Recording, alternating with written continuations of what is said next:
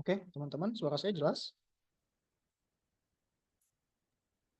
Jelas, Pak. Oke. Oke, seperti yang sudah kita sampaikan minggu kemarin, kita sekarang sesi online untuk perkuliahan ketiga. Ya. Pembahasannya, kita sekarang akan membahas tentang sebentar, organisasi dan tata kelola perbankan di Indonesia. Nah, ini yang akan kita bahas pada pertemuan kali ini, bagaimana organisasi dan tata kelola perbankan di Indonesia. Nah, oke, sebelum kita mulai, kita buka. Assalamualaikum warahmatullahi wabarakatuh. Waalaikumsalam. Waalaikumsalam warahmatullahi wabarakatuh. Waalaikumsalam warahmatullahi wabarakatuh. Oke, jadi kita akan bahas di sini tentang tata kelola perbankan di Indonesia. Ya. Nah, di sini kita akan bahas tentang manajemen bank dalam proses perencanaan dan pengorganisasiannya, ya, serta penggerakan pengawasan terhadap segenap sumber daya bank yang guna mencapai tujuan yang telah ditetapkan. Jadi gunanya tata kelola perbankan di Indonesia adalah untuk mencapai tujuan yang telah ditetapkan.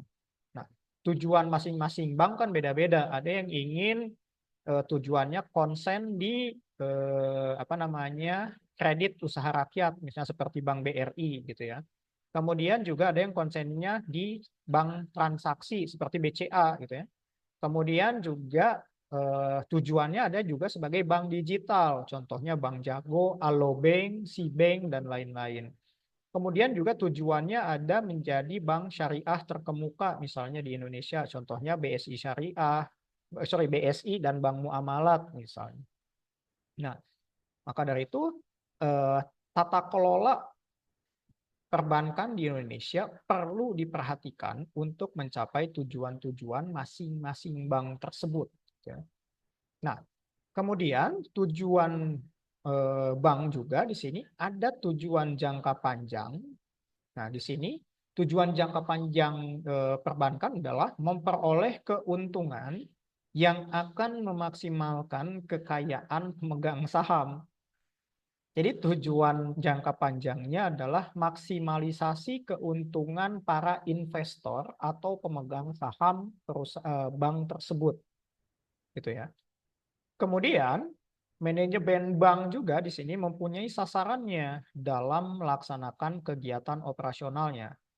Nah, sasaran tersebut dapat dibedakan berdasarkan jangka waktu, yaitu sasaran yang bersifat jangka pendek dan jangka panjang, gitu ya. Oke. Nah, jadi sasaran apa namanya perbankan juga bisa dibedakan menjadi dua ya. Yang pertama jangka pendek dan jangka panjang.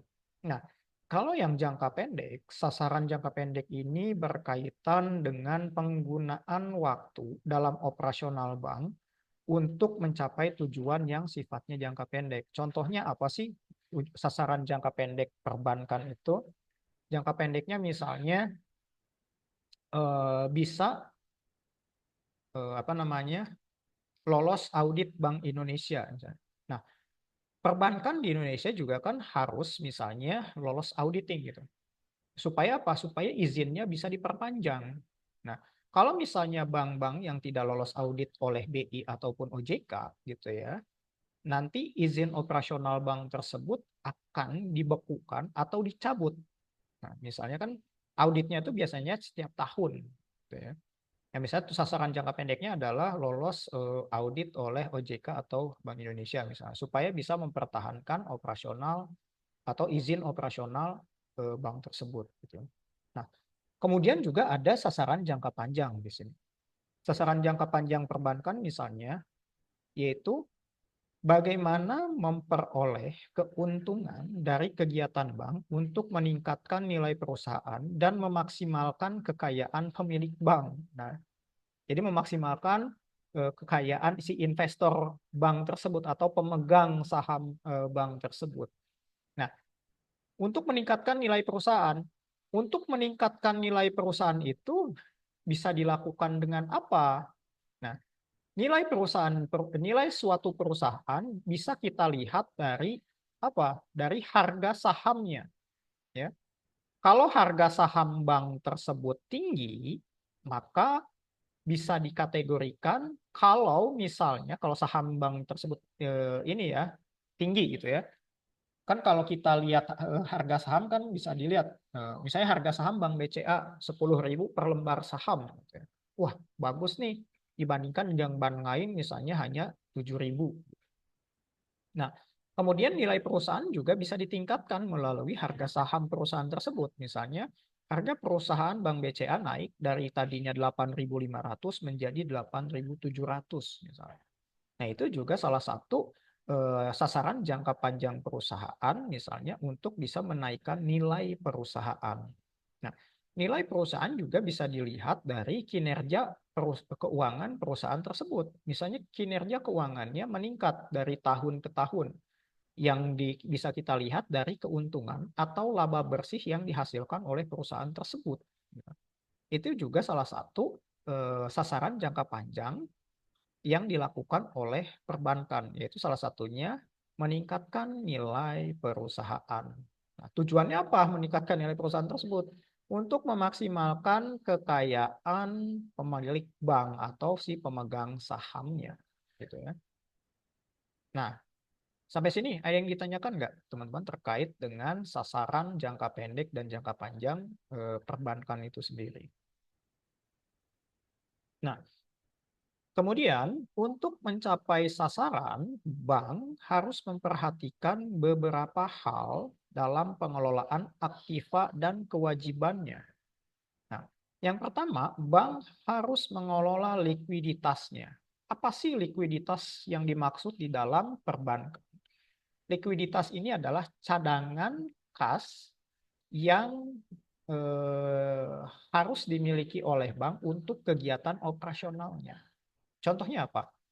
Bank karena transaksi tarik tunainya misalnya sangat tinggi, misalnya kan bank tersebut harus memiliki cadangan likuiditasnya kan, misalnya 100 juta gitu, atau misalnya 100 miliar gitu dalam satu hari gitu ya. Nah, bayangkan kalau misalnya bank tidak memiliki likuiditas yang cukup, orang mau narik uang tunai ke bank, itu kan uangnya jadi nggak ada kan. Karena uang bank itu kan uang kita yang ditabung di bank itu kan dipinjamkan lagi oleh bank dalam bentuk kredit kan. Nah, kalau misalnya dipinjamkannya semuanya gitu ya, kemudian tidak ada cadangan likuiditasnya untuk kegiatan transaksi tarik tunai tadi gitu ya, maka bank tidak bisa memenuhi gitu ya permintaan transaksi tersebut gitu. Kebayang nggak sih kita ke bank gitu ya mau tarik tunai, tapi bank nggak punya uang cashnya gitu. Karena uang cashnya udah habis gitu. Karena ada yang tarik tunai satu hari tersebut 100 miliar misalnya. Jadi bank tidak punya uang cadangan likuiditas lagi atau cash lagi gitu. Nah, di situ harus diperhitungkan cadangan uang likuiditasnya gitu ya untuk memenuhi transaksi perbankan tersebut. Gitu ya, jangan sampai ada orang yang mau tarik tunai gitu ya, bank tidak bisa menyediakan uangnya gitu ya. Oke, kemudian yang selanjutnya untuk mencapai sasaran tersebut, bank juga harus memperkecil risiko dengan mengalokasikan dananya pada aset yang berisiko rendah atau melakukan diversifikasi. Nah, jadi bank ini sendiri juga jangan mengalokasikan uang tabungan. Uang tabungan dari bank itu kan asetnya kan. Nah, misalnya diinvestasikan ke investasi lain. Misalnya contoh, uang tabungan kalian misalnya digunakan untuk membiayai kredit yang beresiko tinggi. Nah, kredit yang beresiko tinggi itu apa? Kredit yang yang presentase gagal bayarnya sangat tinggi. Wah, kalau misalnya begitu kan uang apa namanya aset tersebut kan tidak dikelola dengan baik kan. Makanya bank harus memperkecil risiko tersebut dengan cara apa? Dengan cara memberikan kredit ke pihak-pihak yang memiliki kredit scoring yang bagus gitu ya. Jadi jangan yang menyalurkan kredit ke pihak yang memiliki risiko tinggi gitu ya. Nah, yang ketiga yaitu memperoleh dana dengan biaya yang rendah. Maksudnya apa nih? Memperoleh dana dengan biaya yang rendah. Kan bank apa namanya? Kalau masalah tabungan kan bunganya kan usahakan sekecil mungkin kan yang diberikan kepada para nasabahnya. Untuk apa? Supaya nanti selisih bunga tabungan dengan bunga kredit tuh jadi besar sehingga keuntungan perusahaan pun kan semakin tinggi. Makanya memperoleh dananya ini dalam bentuk kalian menabung di bank gitu ya. Bunganya itu sebisa mungkin, seminimal mungkin. Tapi kan kalau misalnya bank memberikan bunga yang rendah untuk tabungan atau deposito, orang yang mau menabung juga kan akan jadi sedikit jadinya. Nggak akan ada yang mau nabung di situ karena bunganya rendah misalnya. Nah itulah misalnya kalau bunganya rendah tapi misalnya diberikan insentif misalnya. Insentifnya apa? Kalau transfer ke bank lain jadi gratis gitu kan. Nah orang kan jadi mikir, ah nggak apa-apa bunga rendah juga. Asalkan transaksi ke bank lain atau ke pihak lain gratis, nggak dipotong. Gitu ya. Nah itu salah satu contoh memperoleh dana yang rendah. Gitu. Kemudian menentukan jumlah modal yang harus dipertahankan dan meningkatkan modal sesuai dengan kebutuhan. Nah itu juga salah satu sasaran yang harus dicapai dalam pengolahan aktiva dan kewajiban. Gitu ya. Sampai sini ada yang ditanyakan teman-teman sebelum kita masuk ke faktor-faktor yang mempengaruhi manajemen bank.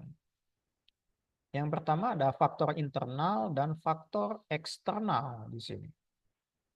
Nah, faktor internal contohnya yang mempengaruhi manajemen bank yaitu struktur organisasinya atau struktur organisasi banknya ini sendiri, yang mempengaruhi proses pengambilan keputusan atau kebijakan perencanaan. Contohnya siapa struktur organisasi di sini? Yaitu biasanya Dewan Komisaris atau Board of Komisioner. Atau bisa juga Dewan Direksi gitu ya. Antara ketidak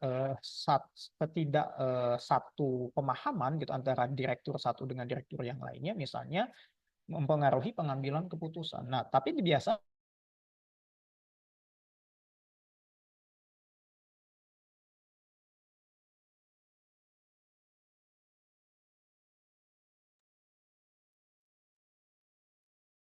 Oke, suara saya masih terdengar jelas nggak tadi ke N? Halo? Terdengar, Pak. Masih Pak, masih. Oke, misalnya gini, struktur organisasi bank yang mempengaruhi proses pengambilan keputusan. Misalnya adalah keputusan yang pengaruh yang dilakukan oleh para pemegang saham. Ya, misalnya. Pemegang saham tidak mau misalnya keuntungan perusahaan itu tidak naik ya di setiap tahunnya atau misalnya tidak puas dengan kinerja keuangan perusahaan pada saat ini. Nah, salah satu keputusannya misalnya mengganti dewan direksinya, mengganti direktur utamanya misalnya. Nah, ini juga kan faktor internal yang bisa mempengaruhi keputusan atau pengambilan kebijakan di dalam suatu perusahaan gitu ya. Nah, siapa yang bisanya? Yaitu biasanya adalah si investornya atau si pemegang sahamnya. Nah, kemudian faktor lainnya yang bisa mempengaruhi manajemen bank yaitu budaya atau corporate culture-nya. Jadi budaya banknya itu seperti apa gitu ya. Kalau misalnya budaya kerja perusahaan tersebut lebih concern ke UMKM, misalnya pembiayaannya itu, nah pasti kebijakan-kebijakannya pun pasti lebih melibatkan UMKM. Contohnya apa? Karena hampir 90% ya di Indonesia sendiri kan industri itu dikuasai oleh UMKM kan misalnya. Makanya Bank BRI kan concern ke sana gitu ya. Misalnya Bank BRI budaya kerjanya atau corporate culture-nya adalah lebih pro ke UMKM gitu ya. Nah, itu pasti akan mempengaruhi kebijakan yang diberikan juga. Misalnya kredit usaha rakyat Bank BRI pasti lebih murah dibandingkan dengan bank-bank lain sejenisnya gitu ya. Karena supaya menarik UMKM menggunakan kredit usaha rakyat di Bank BRI. Akan tetapi ada juga bank lain yang corporate culture-nya atau budaya kerja perusahaannya itu tidak concern ke UMKM. Contohnya apa? Contohnya adalah Bank BCA. Bank BCA lebih concern ke middle up atau sebagai bank transaksi gitu ya. Jadi setiap apapun transaksinya pasti orang-orang itu, entah itu mau UMKM, konglomerat, dan lain-lainnya, pasti lebih mengutamakan Bank BCA. Bank BCA budaya kerjanya adalah customer satisfaction, kepuasan nasabah. Nah, misalnya kalau seperti itu berarti lebih mengedepankan fitur-fitur atau layanan perbankan di luar layanan kredit, gitu ya. Atau juga budaya kerja perusahaan tersebut ada sebagai bank lifestyle. Bank lifestyle itu misalnya Bank Mega, ya. Kenapa disebut bank lifestyle?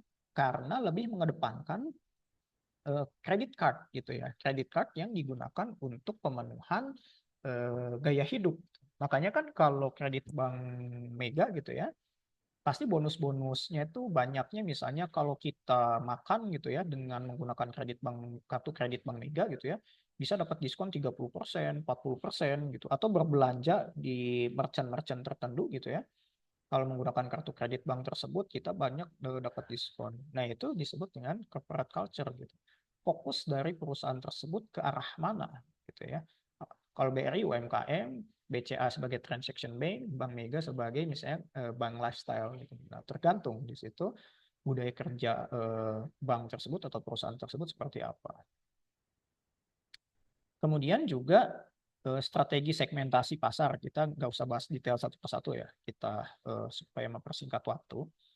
Yaitu strategi segmentasi pasar dan jaringan kantor. Nah, misalnya kita tahu segmentasi Bank BRI adalah masyarakat menengah ke bawah atau UMKM gitu ya.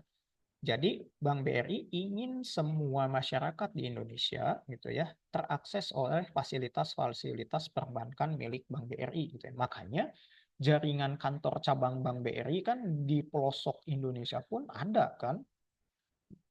Kan kalau bank-bank yang lain gitu ya jarang sampai ke pelosok-pelosok daerah. Kalau kalian misalnya liburan ke Pelabuhan Ratu Sukabumi gitu ya, pasti ada Bank BRI di sana. Kalau kalian misalnya nyari bank CIMB Niaga gitu ya, pasti jarang gitu di sana. Malah malah nggak ada gitu ya. Karena biasanya bank CIMB Niaga, OCBC, Maybank dan lain-lain biasanya hanya terdapat di kota-kota besar di Indonesia, tidak sampai pelosok kantor cabangnya itu. Nah, kemudian segmentasinya juga beda-beda. Kalau Bank BRI segmentasinya lebih ke arah kredit usaha rakyat, kalau bank lain misalnya lebih ke arah kredit korporat misalnya atau kredit investasi gitu ya. Itu juga segmentasi pasar supaya apa? Supaya jelas gitu ya targetnya. Mau nyasar ke mana nih supaya bank tersebut juga masih bisa beroperasional dan menghasilkan keuntungan ya. Kemudian ketersediaan sumber daya manusia dan penggunaan teknologinya. Nah, ini juga kita tidak bisa pungkiri ya, semakin ke sini perkembangan teknologi itu tidak bisa kita hindari lagi. Banyak sekarang bank-bank konvensional atau bank-bank umum, bank tradisional lah ya, banyak bertransformasi menjadi bank digital atau mengeluarkan layanan-layanan digital perbankan atau layanan digital banking ya kan.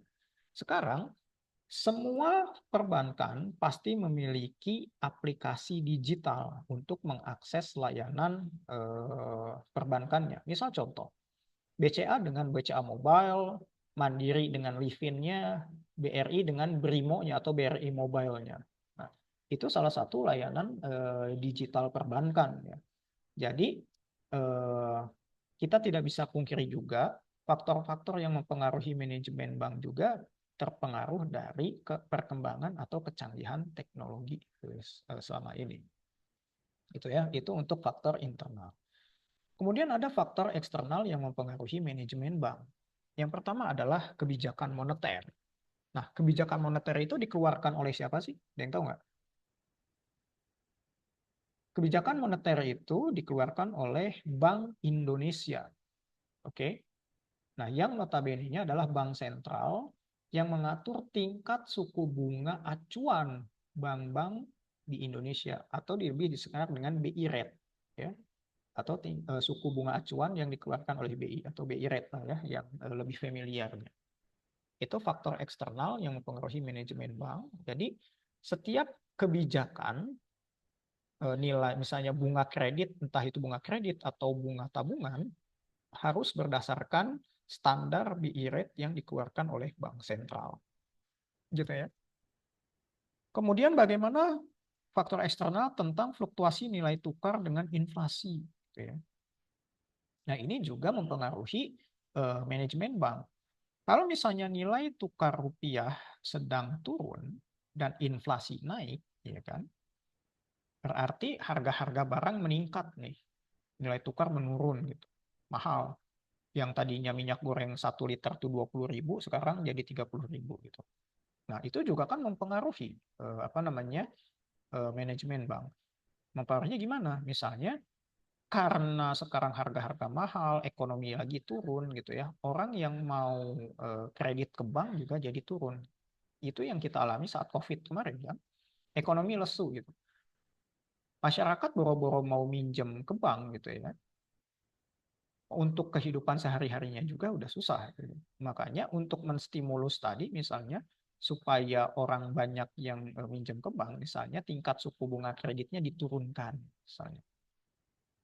Supaya orang-orang mau meminjam ke bank, atau misalnya yang tadinya kredit mobil rame ya karena terjadi resesi ekonomi, penurunan ekonomi gitu ya, jadi turun orang yang mau beli mobil. Nah caranya gimana supaya orang-orang mau beli mobil lagi? Misalnya tingkat suku bunga kredit mobilnya juga diturunkan supaya orang bergairah gitu ya, atau tertarik untuk bisa mengambil kredit mobil lagi. Nah itu contoh dari faktor eksternal.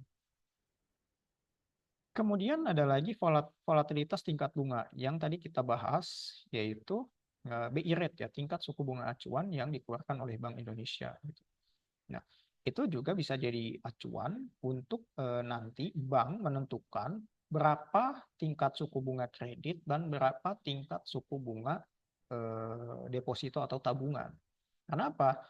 Karena perbankan tidak boleh semena-mena menentukan tingkat suku bunganya, harus taat pada tingkat suku bunga yang dikeluarkan oleh Bank Indonesia. Gitu ya. Nah, kemudian kita langsung balik yang terakhir ya, perkembangan teknologi inovasi instrumen keuangan.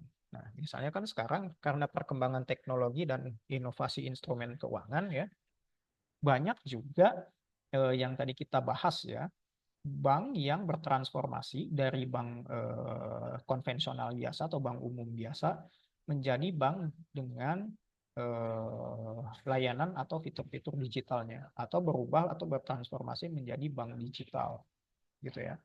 Nah, jadi semakin banyak semakin bertumbuhnya teknologi, maka bank pun semakin terpengaruh terhadap perkembangan tersebut, terutama manajemen banknya. Makanya sekarang kita hampir semua bank memiliki layanan atau fitur digital ya. Gitu ya.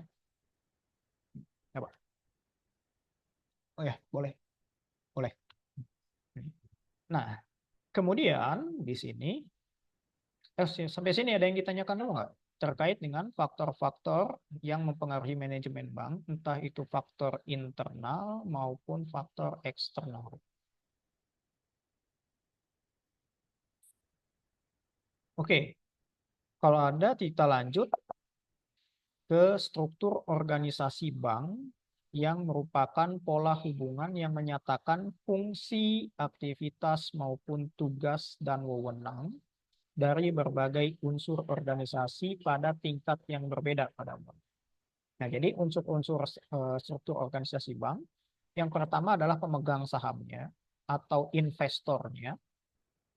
Investor ini bisa, kalau bank BUMN mayoritas pemilik sahamnya atau pemegang sahamnya adalah pemerintah, lebih dari 50% pasti pemerintah. Kemudian selain pemerintah misalnya ada masyarakat umum, investor asing, dan lain-lain ya, itu namanya pemegang saham. Nah, kemudian struktur bank lain setelah pemegang saham adalah dewan komisaris. Nah, dewan komisaris ini adalah yang mengawasi aktivitas perbankan tersebut, ya. Itu namanya dewan komisaris. Kemudian ada juga dewan direksi. Nah, direksi di sini terdiri dari direktur utama, direktur manajemen risiko, direktur kredit, direktur funding, direktur lending, ya. Jadi di dalam perbankan juga, di dalam struktur organisasi perbankan juga ada yang namanya dewan direksi gitu. Top manajemennya adalah dewan direksi. Kemudian ada pejabat eksekutif.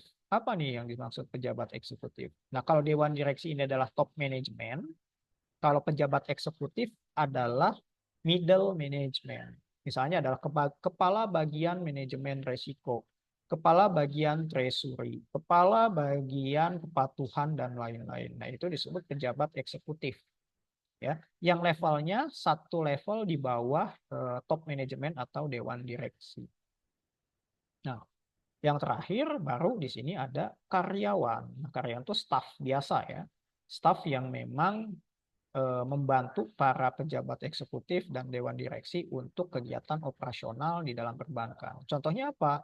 Customer service, teller, analis kredit, dan lain-lain. Itu yang disebut dengan staf atau karyawan yang low management. Ya. Oke, sampai sini ada yang mau ditanyakan? Nah, kemudian sistem perbankan juga sekarang ada strukturnya ya, yaitu yang pertama branch banking system, yaitu sistem perbankan yang membuka cabang di beberapa kota dengan menerapkan pola manajemen bank terpadu, terencana, dan adanya desentralisasi kewenangan pengambilan keputusan. Itu ya.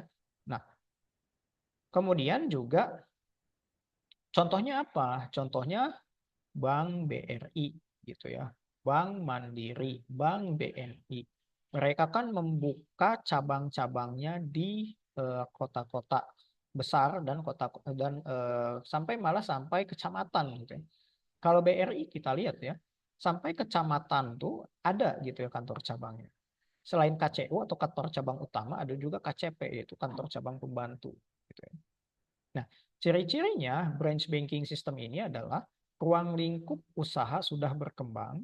Yang pertama ya, berarti bisa menjangkau seluruh lapisan masyarakat. Nah, kenapa Bank BRI concern ke KUR, kredit usaha rakyat? Karena yang menggunakan KUR itu banyak dari masyarakat-masyarakat daerah gitu ya, untuk kepentingan pertanian, peternakan, dan lain-lain. Nah, kemudian bank yang bisa melakukan branch banking system adalah bank yang sudah besar. Makanya kan bisa membuka cabang di satu kota tuh bukan hal yang gampang ya, butuh modal yang besar juga gitu. Nah, kalau bank kecil agak sedikit mustahil kalau kantor cabang banknya itu ada banyak gitu ya. Kalau misalnya bank besar gitu ya bisa mengakses sampai ke pelosok gitu ya karena organisasinya juga sudah besar. Kemudian adanya delegasi wewenang. Nah, maksudnya di sini karena sifatnya yang desentralisasi bukan sentralisasi ya. Kalau sentralisasi itu semua kewenangan harus berdasarkan kantor pusat ya. Kalau misalnya gini, boleh nggak ya pihak si perusahaan A eh, mengajukan kredit sebesar 100 miliar. Itu kan nominal yang besar kan 100 miliar. Nah, kalau di bank-bank kecil atau bank-bank tertentu, kalau kreditnya di atas 100 miliar atau di atas 10 miliar ya jangan terlalu gede juga, di atas 10 miliar harus atas persetujuan kantor pusat ya atau head office-nya. Tidak bisa misalnya kantor cabang atau kepala cabang yaitu memberikan persetujuan atas kredit sebanyak 10 miliar tersebut gitu ya. Nah, kalau sifatnya desentralisasi ini kan desentralisasi adanya delegasi wewenang yaitu kepala cabang boleh memberikan persetujuan atas kredit yang diajukan yang tadi misalnya 10M ya. Nah, jadi tidak perlu persetujuan kantor pusat atau direktur utama, gitu ya. Itu yang namanya desentralisasi dengan adanya delegasi wewenang. Nah, kalau bank yang tidak sistemnya bukan desentralisasi, tidak bisa kepala cabang tidak bisa meng-ACC atau menyetujui kredit yang nominalnya 10 M tadi atau nominalnya besar. Nah, kalau bank yang sudah besar mendelegasikan wewenang persetujuan kredit 10 M tadi ke kepala cabangnya. Gitu ya. Nah, kemudian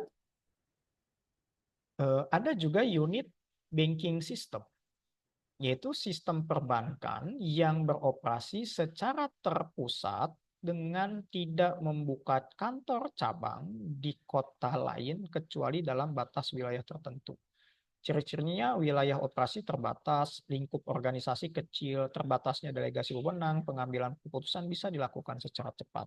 Nah, misalnya contohnya apa? Bank yang beroperasi secara terpusat dan tidak membuka kantor cabang di kota lain. Contohnya apa? Bank DKI. Ya. Bank DKI kan hanya membuka cabang di wilayah-wilayah yang ada di area Jabodetabek atau Jakarta saja lah namanya, itu kan Bank DKI. Jadi Bank DKI ya hanya ada di lingkup terpusat gitu ya di kota Jakarta aja, atau misalnya bank daerah lain, Bank BJB, Bank Jatim, Bank Bali gitu ya. Itu kan hanya ada di kota tersebut, terpusat kan, atau di provinsi tersebut gitu ya. Tidak merambah ke provinsi atau kota-kota lain di luar provinsinya. Nah, itu disebut dengan unit banking system, beda dengan branch banking system. Kalau unit banking system lebih terpusat gitu ya kantor cabangnya. Atau misalnya membuka kantor cabang di kota lain kecuali dalam batas wilayah tertentu. Misalnya Bank DKI membuka kantor cabang di Bogor. Karena apa? Karena pekerja di Jakarta yang gajinya melalui Bank DKI kebanyakan tinggalnya di Bogor. Misalnya punya rumahnya di Bogor. Nah, misalnya buka cabang di sana. Itu kan sudah di luar batas wilayahnya kan. Akan tetapi karena kondisi tersebut, maka bank membuka kantor cabang di luar wilayah operasional gitu. Nah, makanya di sini ciri-cirinya wilayahnya operasinya terbatas. Lingkup organisasinya kecil, kemudian juga terbatasnya delegasi wewenang. Nah, biasanya tuh ini sifatnya bukan desentralisasi, tapi sentralisasi. Semua keputusan berdasarkan kantor pusat gitu ya. Oke. Akan tetapi di dalam pengambilan keputusan bisa dilakukan secara cepat gitu ya. Karena tidak melalui proses hierarki gitu. Nah, kalau ini kan melalui proses hierarki kan kalau yang branch banking system ini. Jadi kalau dari level low management gitu ya, ke middle management dulu baru ke top management. Nah, kalau misalnya yang sentralisasi dari low itu bisa langsung direct gitu ya tanpa melalui middle management, bisa direct.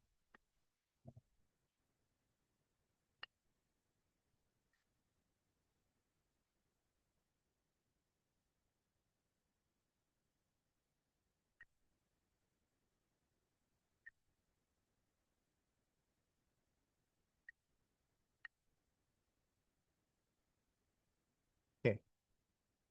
Oke, kita lanjut. Oke, kita lanjut ya. Sebentar, ininya hilang. Oke. Nah, kemudian sebelum kita masuk ke tata kelola perbankan di Indonesia, ada yang mau ditanyakan dulu nggak? Sebelum kita masuk ke tata kelola perbankan yang ada di Indonesia. Oke, dikit lagi ya. Tata kelola bank di Indonesia, yaitu di sini, bank di Indonesia adalah lembaga intermediasi yang dalam menjalankan kegiatan usahanya bergantung pada dana masyarakat dan kepercayaan baik dari dalam maupun luar negeri.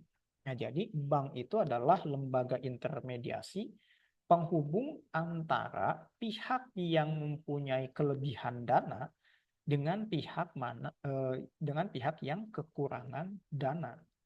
Contoh sederhananya seperti ini. Kalau kita banyak uang gitu ya, pergi ke bank tuh ngapain sih? Pasti kalau kita banyak uang pergi ke bank ya nabung atau deposito. Tapi kalau orang yang memiliki kekurangan uang, ke bank tuh pasti kan meminjam uang dalam bentuk kredit kan. Gitu. Nah, jadi bank ini disebut sebagai financial intermediary atau lembaga intermediasi keuangan, ya, menghubungkan antara orang yang kekurangan dana ke kelebihan dana. Nah, kita kan nabung ke bank, sebetulnya uang kita tuh kan dipinjamkan lagi kan ke pihak lain yang kekurangan dana kan dalam bentuk kredit. Nah, itu disebut sebagai financial intermediary. Nah, kemudian dalam menjalankan kegiatan usaha tersebut, bank menghadapi berbagai risiko, baik risiko kredit, risiko pasar, risiko operasional, maupun risiko reputasi. Kalian kan sudah belajar juga manajemen risiko ya. Nah, ini juga terkait dengan project based learning yang akan kalian kerjakan atau sedang kalian kerjakan sekarang kan, yang deadline-nya nanti sesi ke-7 gitu ya. Nah, ini juga kait eratannya juga di dalam menghadapi berbagai risiko yang mungkin terjadi di perbankan tersebut. Gitu ya. Nah, kemudian banyaknya ketentuan yang mengatur sektor perbankan dalam rangka melindungi kepentingan masyarakat, termasuk ketentuan yang mengatur kewajiban untuk memenuhi modal minimum sesuai dengan kondisi masing-masing bank, menjadi sektor perbankan sebagai sektor yang highly regulated. Nah, jadi kita tahu kan bank itu adalah suatu perusahaan atau lembaga yang prudent. Prudent di sini adalah patuh dan hati-hati gitu ya terkait kegiatan operasional perusahaannya atau perbankannya gitu ya. Makanya kan bank itu adalah salah satu sektor usaha yang paling patuh terhadap SOP gitu ya, dan paling tidak patuh terhadap SOP. Makanya di sini highly regulated. Bank itu adalah salah satu perusahaan atau instansi yang sangat patuh di dalam menegakkan SOP-nya, gitu ya. Jadi kalau peraturannya A, ya dikerjakan juga harus A. Nggak fleksibel, gitu ya. Nah, kalau perusahaan atau instansi lain kan fleksibel kan, perusahaan aturan. Tapi kalau di perbankan nggak, di perbankan itu saklek. Kalau misalnya tidak bankable atau tidak layak diberikan kredit berdasarkan analisis kredit yang sudah dilakukan, ya berarti tidak bisa diberi pinjaman. Gitu ya. Makanya kan karena harus patuh terhadap aturan atau SOP yang ada, gitu ya. Nah, kemudian juga di sini diperlukan tiga tindakan penting untuk mengatur skor perbankan atau nilai kinerja tadi ya, yaitu ketaatan terhadap prinsip kehati-hatian, gitu ya. Jadi patuh nggak sih terhadap SOP itu. Kan di perusahaan bank itu paling hati-hati kan, urusannya kan uang gitu kan. Kalau misalnya ada salah sedikit saja akan fatal gitu ya. Makanya eh, perbankan sangat hati-hati terhadap aturan dan taat sekali terhadap aturan, gitu ya. Nah, kalau ada bank yang tidak taat atau tidak patuh, tidak akan lulus audit OJK ataupun Bank Indonesia, gitu ya. Kenapa? Karena izinnya bisa dicabut, gitu ya. Contoh misalnya pinjol kan. Pinjol ini kan yang mengawasi OJK kan. Nah, kalau misalnya pinjol ini juga tidak patuh, izin operasionalnya kan banyak yang dicabut. Sekarang kan banyak pinjaman online yang izin operasional dicabut oleh OJK kan. Perbankan juga sama gitu. Kalau tidak patuh, izinnya bisa dicabut. Nah, kemudian pelaksanaan good corporate governance atau GCG lah ya. Kemudian pengawasan yang efektif dari otoritas pengawas bank. Nah, ini juga yang harus tindakan yang perlu diperlukan untuk mengatur sektor perbankan yang ada di Indonesia, gitu ya. Oke. Nah, kita bahas yang GCG di sini. Bank for International Settlement atau BIS sebagai lembaga yang mengkaji terus-menerus prinsip kehati-hatian yang telah mengeluarkan pedoman pelaksanaan GCG bagi dunia perbankan secara internasional. Nah, jadi GCG itu atau Good Corporate Governance itu kan harus mengedepankan 5 aspek, yaitu keterbukaan atau transparan, akuntabilitas atau accountability, tanggung jawab atau responsibility, independensi atau independen, dan kewajaran atau fairness. Keterbukaan harus fair gitu ya. Fairnya gimana? Transparannya gimana gitu ya. Transparannya itu misalnya kalau misalnya tidak ada yang ditutup-tutupi dari perbankan tersebut. Kita kan tahu ya, laporan keuangan perbankan itu adalah laporan keuangan yang paling transparan gitu ya. Karena semuanya dipublikasikan gitu ya. Semuanya apa namanya? Bisa diakses oleh publik secara gampang. Kita kan tinggal masuk ke situs OJK atau situs bank tersebut gitu ya. Semua laporan keuangan perbankan mulai dari tahun ini sampai tahun-tahun sebelumnya kan sudah lengkap, sudah ada. Saking transparannya gitu. Kemudian juga akuntabilitas, kemudian tanggung jawab. Nah, kemudian independensi dan kewajaran fairness. Nah, itu adalah good corporate governance atau 5 prinsip utama yang harus dikedepankan di dalam prinsip kehati-hatian di dalam ketaatan perbankan. Gitu ya. Oke, baik. Sudah jam 5 juga ya. Jadi kita cukup 1 jam saja untuk apa namanya perkuliahan sesi online. Sisanya kalian latihan soal yang sudah saya berikan di web kuliah ya. Di situ kan ada latihan soal pilihan ganda dan juga ada latihan soal esai atau uraian. Nah, untuk absensinya selain dari apa namanya Zoom ini juga di apa namanya di web kuliah. Jadi kalau di web kuliah ini kalian ada 2 fungsinya. Sebagai absensi tanda kalian hadir dan sebagai juga nilai di latihan atau tugas sesi ketiga perkuliahan online ini. Jadi untuk absensi sama ya. Untuk perkuliahan online kalian melalui web kuliah dengan cara apa? Dengan cara mengerjakan tugas latihan soal dan pilihan ganda yang sudah saya berikan. Gitu ya. Jadi untuk absensinya selain dari kehadiran Zoom ini juga di web kuliah absensinya. Oh ya, dan jangan lupa juga kalian, ini aturan terbaru juga ya dari pihak kampus, men-screenshot ya.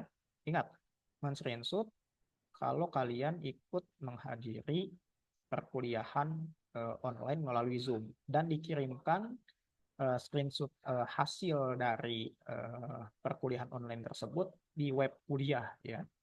Jadi ada 3 ya yang harus kalian kirim di web kuliah. Jawaban dari latihan soal sesi, kemudian jawaban dari soal pilihan ganda, kemudian screenshot hasil dari kalian mengikuti perkuliahan secara online. Jadi 3 ini yang menjadi indikator kalian dianggap mengikuti perkuliahan online di setiap sesinya. Gitu ya. Saat ini Sampai pukul sini ada yang 17. ditanyakan nggak teman-teman terkait perkuliahan online sesi ketiga kita sebelum kita akhiri? Ada nggak? Halo, tes? Ada nggak nih? Kok pada diam? Suara saya masih jelas nggak? Jelas, Pak. Ini Pak masih Jelas. Ada yang ditanyakan nggak? Ada ya? Nah, kalau nggak ada, saya ingatkan lagi jawaban soal esai, jawaban soal pilihan ganda, dan screenshot hasil dari perkuliahan online kita hari ini. Dikirimkan ke web kuliah. Oke? Oke, baik. Jika tidak ada yang ditanyakan, apa nih? Oh, biasanya atau Oke, untuk screenshot memang dari saya, dari dosen, untuk pelaporan ke SPA.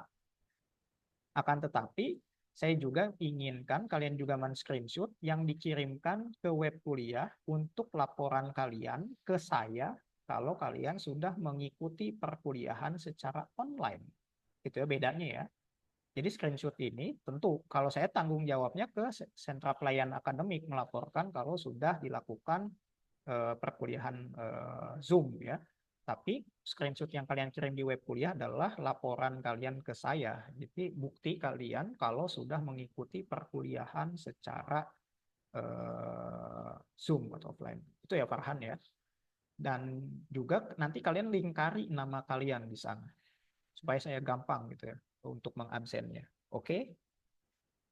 Oke, kalau tidak ada lagi yang ditanyakan, perkuliahan online sesi 3 kali ini saya cukupkan. Sampai ketemu minggu depan di perkuliahan sesi onsite sesuai dengan jadwal dan ruangan yang sudah tertera sebelumnya ya. Oke.